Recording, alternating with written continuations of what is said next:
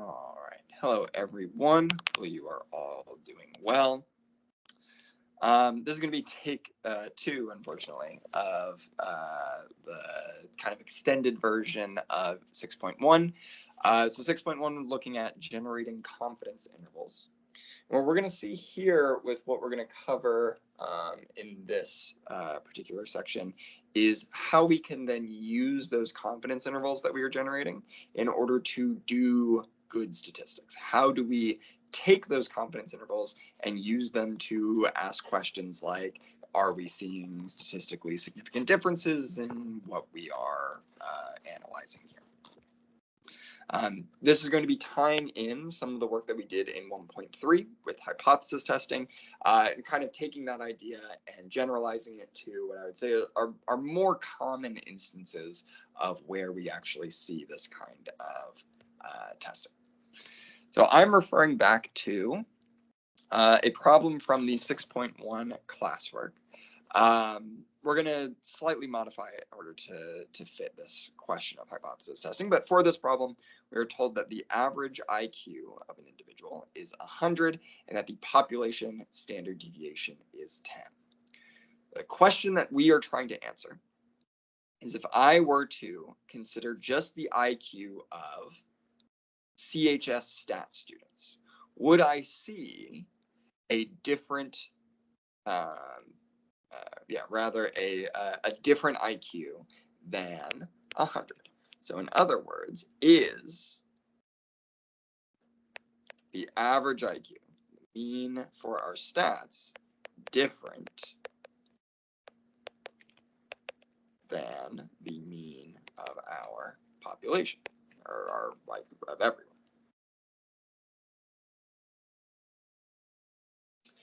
And for this, let's say we want to be 95% sure of our result.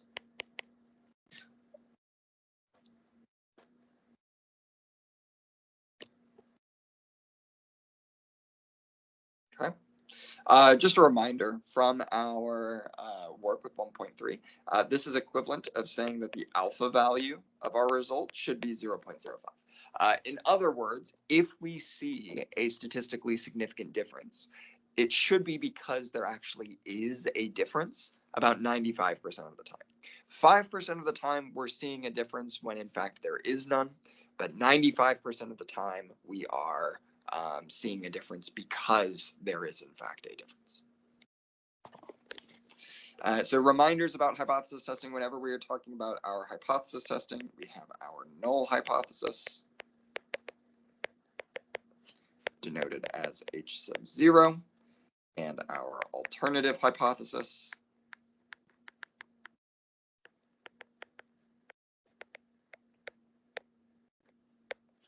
which is H sub A. Null hypothesis, null being nothing, is the idea that nothing weird is going on here. We might say that the means should be the same, right? The mean of my statistics students should match the mean of my overall population, or in other words, there is no difference in the averages. Whereas my alternative hypothesis is that, well, there is a difference in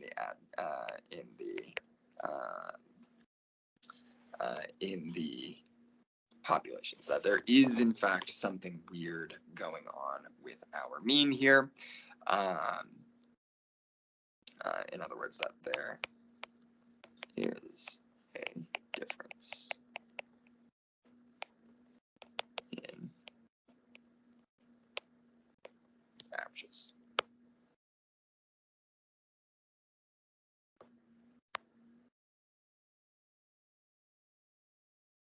Sure. Does not like my theirs. That's funny.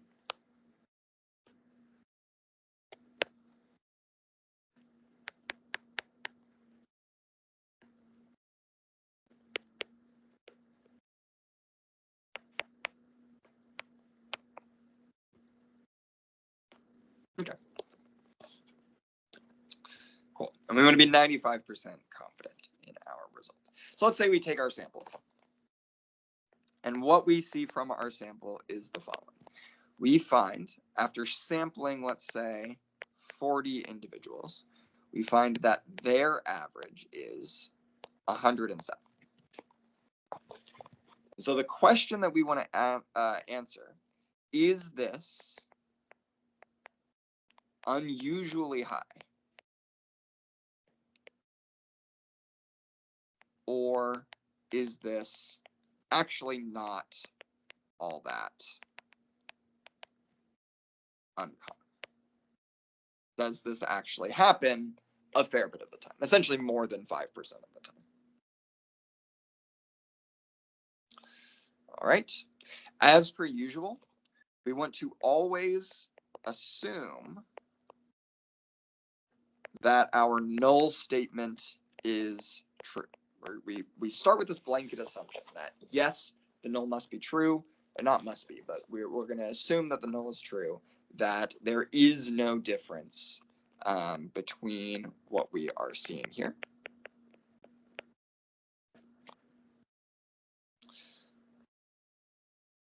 And our goal is to try and see, do we have enough evidence to kind of reject that idea? Do we have enough to say that this is wrong? All right. There are a couple of ways that we could do this. We're going to do this with kind of what we saw from Unit 6.1. Let's generate a 95% confidence interval.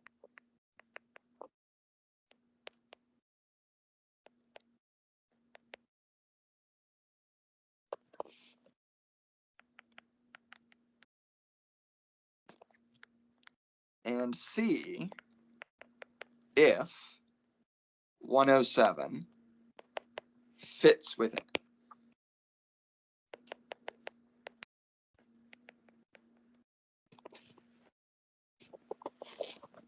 Right? So if we generate a 95% confidence interval and 107 does in fact fit the bill, then we're not going to be all that surprised that we saw 107, right? 107 happens within that bulk majority, but if we don't see 107 in the range, well, then all of a sudden we should start to become a little bit suspicious, right? Now, hold on a second. We got a sample that is in fact not this 107. Why did we see that? What is kind of going on there?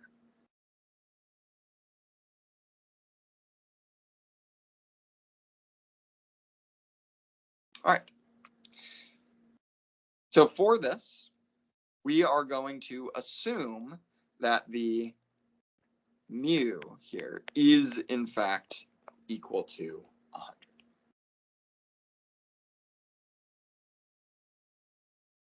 So the question is, okay, 95% of the time, what is the kind of lowest sample that we would expect to see? What is the largest sample that we would expect to see, or average from a sample that we would expect to see? Given that we think that the mu is 100. Okay, a couple of ways that we could go about this. One is we could certainly do this by hand. I made my class do this by hand at the start. So we could set z of alpha. Remember, if you don't know how to find z of alpha, that's just the inverse norm. My calculator only does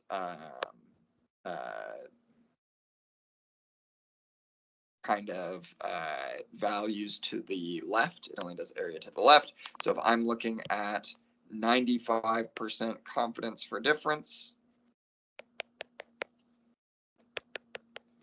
and this 95% is here, and I have 2.5% on my left and to my right here. And so I could do inverse norm with my 0.025 since it defaults to left, and I get this value that hopefully we're familiar with. This should be 1.96. So I have negative 1.96 as my z-score to the left, and positive 1.96 as my z-score to the right.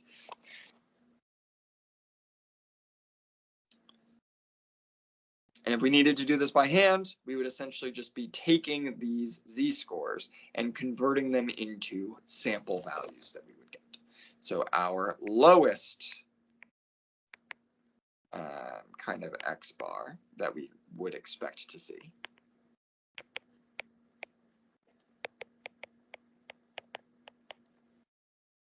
is going to be this 100 minus 1.96 times the standard deviation that we get from our sample. In this case, that's going to be sigma over the square root of n, which in this case is 100 minus 1.96 times 10 over the square root of 40.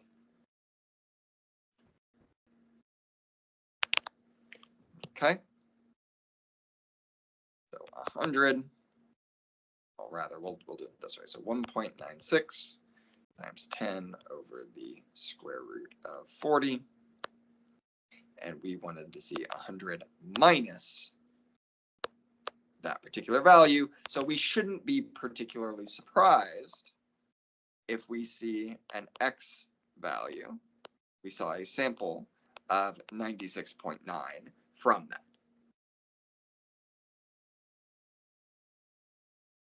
Right?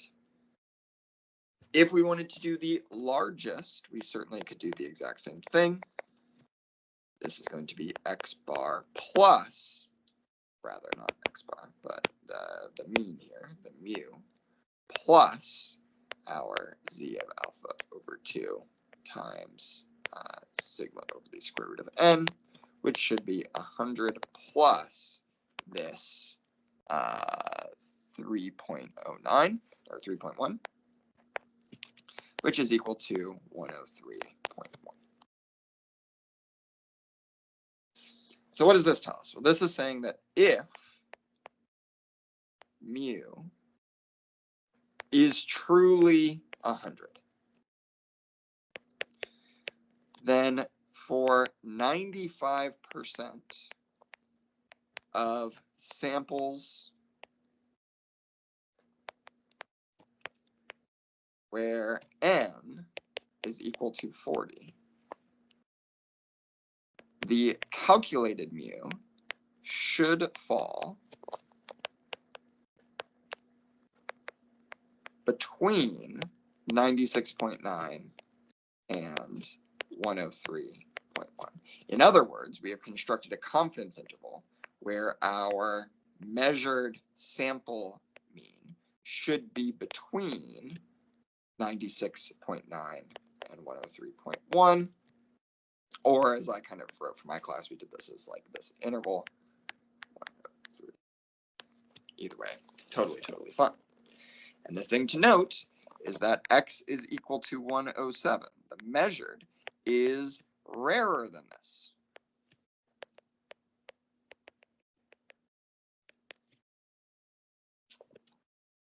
This happens less than 5% of the time if mu truly is 100.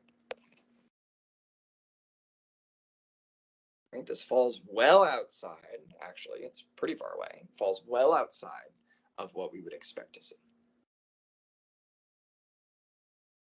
And so because this is too big, it's too big to just to fall within what we would expect to see. If this is our true mu, then our conclusion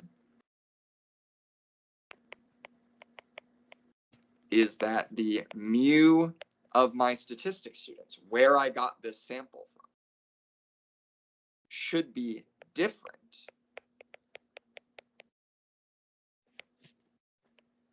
than the 100 that was my population overall.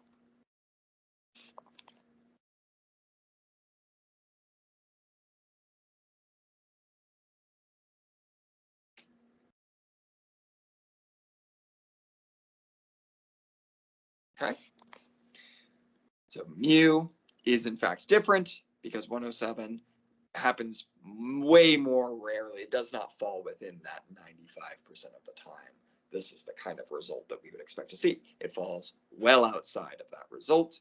Therefore, we should be pretty surprised to see something as big as 107 if, in fact, the mu truly is 100. You could do a confidence interval with this sample to see what reasonable values of mu you would get. It's not particularly crazy to do so, but you will also notice that those values don't include 100.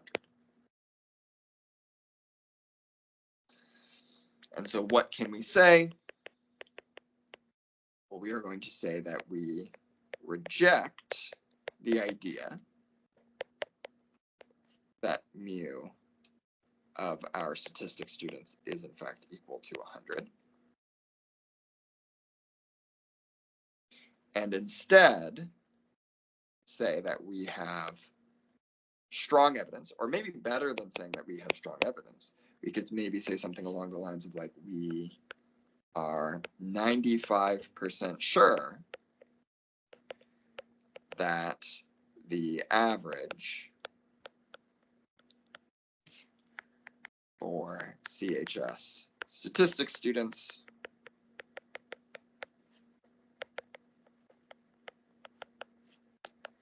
is different than the overall average.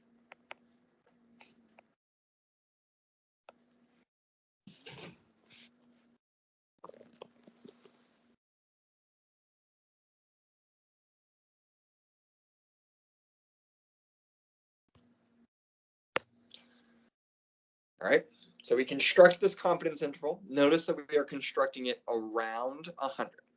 The reason why we're doing that is a little bit different than what we were seeing before. The reason why we're constructing that confidence interval around 100 is very simply just the idea that we are assuming the population mean to be 100, and we are looking to see if the sample that we have collected is different than that. Does this fall within this kind of like 95% confidence interval, or does it not?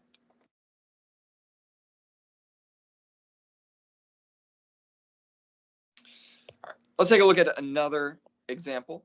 We're going to look at something slightly different here. Let's look at, this will be like our example 2. And this is like, I think, kind of a really good case of where we would actually really want to use this. Let's say that we want to know if a particular medication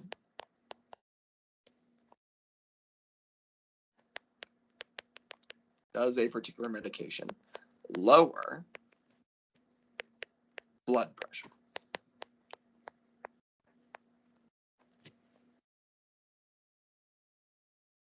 Okay. So a couple of things about blood pressure. First of all, our average for the population, just in general, if you are a normal person, is 80. And we'll go ahead and say that the sigma, this isn't necessarily quite right, probably, although I think it's probably fairly close.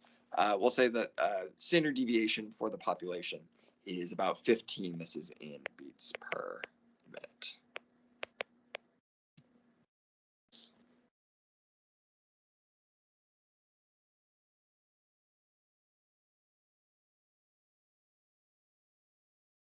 All right, and let's say we collect a sample where we find that the average within our sample is 77. We'll say that the sample size is 30. Now, it's something that I kind of glossed over, but I wanted to highlight. This works with z-scores specifically because our sample is large.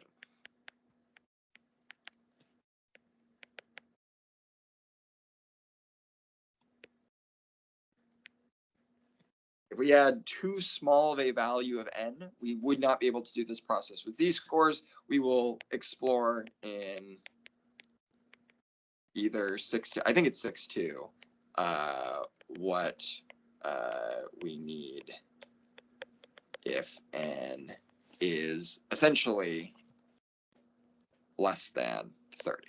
So any sample size less than 30, we have a slightly different, it's not really like a different methodology, but like a slightly different way to go about kind of doing this, kind of constructing this.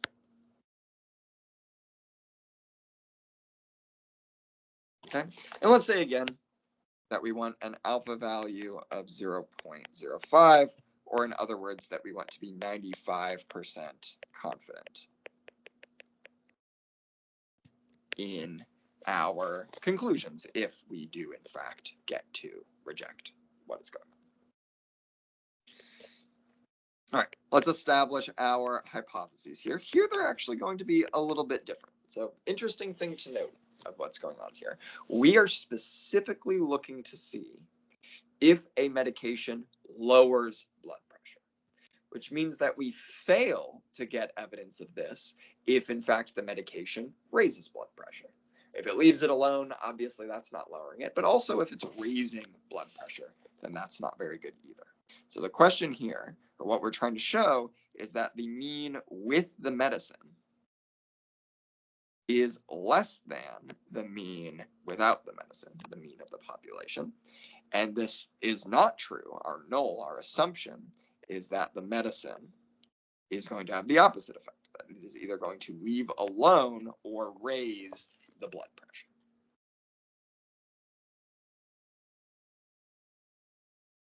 So does our medicine have this kind of result? Now, the difference between what we're seeing here and what we saw before is the difference between a two-tailed test versus a one-tailed test.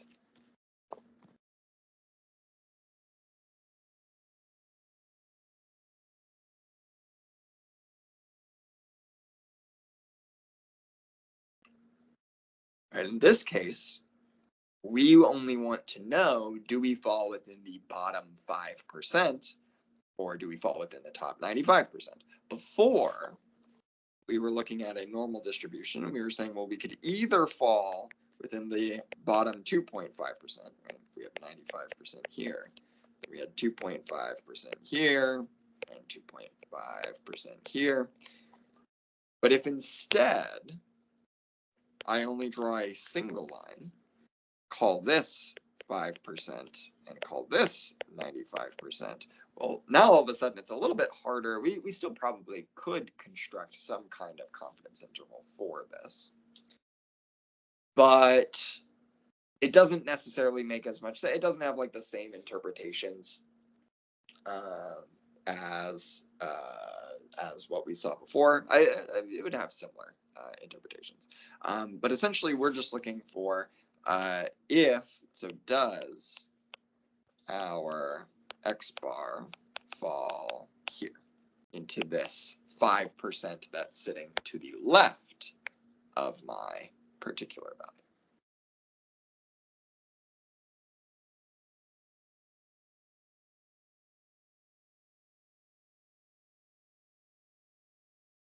Okay.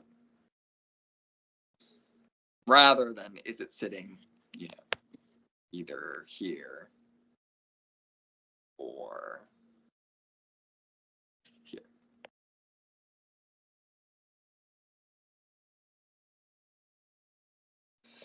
All right, so what is the z-score cutoff that we are going to see there?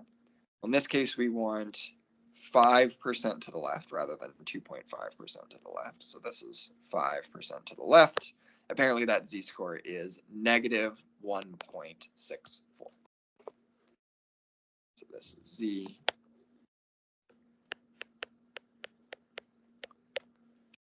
is equal to negative 1.64. Question is our value that we have, is this 7.7, going to be significantly different than that z? Well, let's convert that z-score into a value. So z being equal to negative 1.64. Let's convert this into an actual value that we can use here, into an x value essentially. All right. So we know that z should be equal to the x value that we are looking at, x, minus the mean. We're assuming that the mean here is going to be 80 divided by the square root of the standard deviation. In this case, standard deviation sigma divided by the square root of 30. So this is going to be, we said the z is negative 1.64. Well, actually, let's just do the algebraic manipulation. So x being equal to 80 minus 1.64 times, we said 15 over the square root of 30. This is our s. This is our z. This was our assumed mu, right? We're assuming that that is true. Okay. And so plugging this in, 80. Well, actually, we'll do it this way. We'll do 15 divided by the square root of 30 times 1.64. And then we'll do 80 minus this value. And what we see is an x value equal to 75.5. So anything lower than this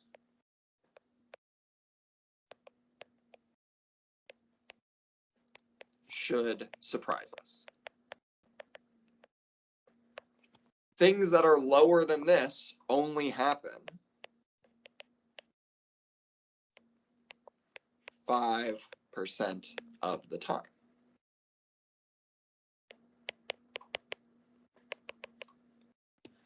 And so the question is, how does 75.5 compare to our 77? If we were thinking about this as a confidence interval, the interval here would be like 75.5 to like infinity. Maybe infinity is a little bit extreme, but this is actually like a 95% confidence interval. It does in fact capture 95% of the data. And the thing to note is that 77 lives in this interval.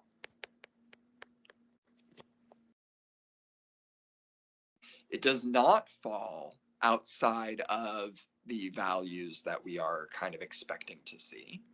And so what we could say is that 77 is not low enough to provide good evidence that the medication is doing what we're claiming it does.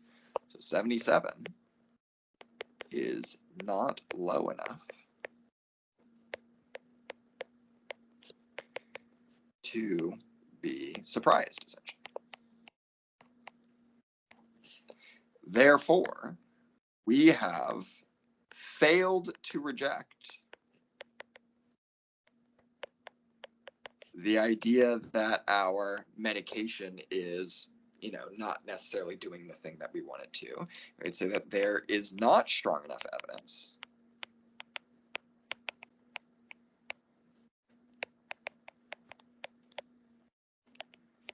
that the medicine is lowering blood pressure.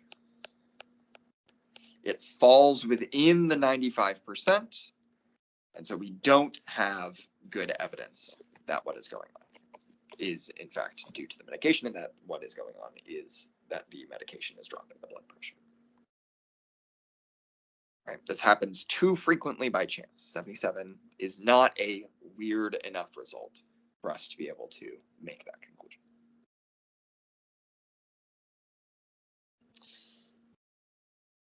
All right. This is kind of I would say, a common, again, kind of an extension on 6.1. We'll do something similar for 6.2 and 6.3. It really is the exact same process. So if it felt really good here, then it'll be totally fine when we do it with t-tests and when we do it with the proportion stuff. Totally fine. Exact same idea. Remember, the gist is we can construct an interval where we expect to get 95% of our values, if, or 99 or whatever, if what we notice falls outside of that, then we don't have or then it's particularly rare. We do have good evidence that something is going on. And if it does not fall outside of it, then it's too common for us to really be able to say that this is strange enough that we expect this to be different than what we are seeing otherwise. All right, there should be a module for you all to complete in Schoology. If you have any questions, you are more than welcome to reach out. I'd be more than happy to take a look at anything. And beyond that, I hope you all have a fantastic rest of your day. Take care, you guys.